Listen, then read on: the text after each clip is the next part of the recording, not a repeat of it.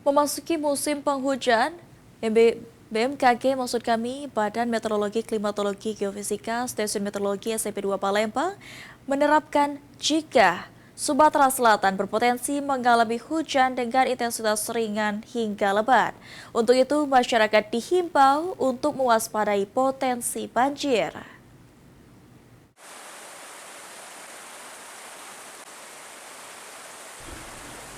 Hal ini disampaikan oleh Kepala Unit Data dan Informasi BMKG Stasiun Meteorologi SMP 2 Palembang, Sinta Andayani. Sumatera Selatan khususnya Kota Palembang sudah memasuki musim penghujan dan berpotensi mengalami hujan dengan intensitas ringan hingga lebat.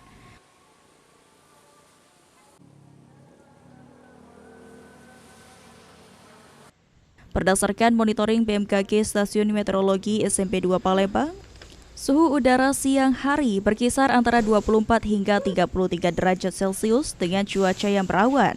Kondisi tersebut dikhawatirkan bisa menyebabkan banjir di beberapa titik, yakni Musi, Banyuasin, Palembang, Lahat, Ogan Ilir, Pali, Muara Enim, Ogan Komering Ulu, dan Ogan Komering Ulu Timur.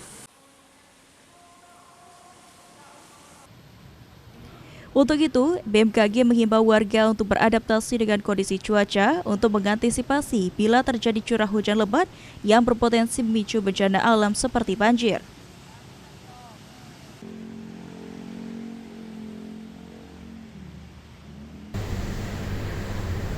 Yang mendapat curah hujan tinggi itu wilayah barat Sumsel, seperti Musi Rawas Utara, Muara Enim, Oku, dan Lahat.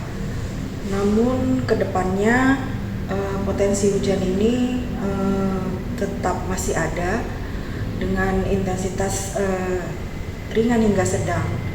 Namun beberapa hari ke depan kami prediksi memang terjadi penurunan curah hujan akibat dari aktifnya siklon tropis Ragasa di perairan Filipina.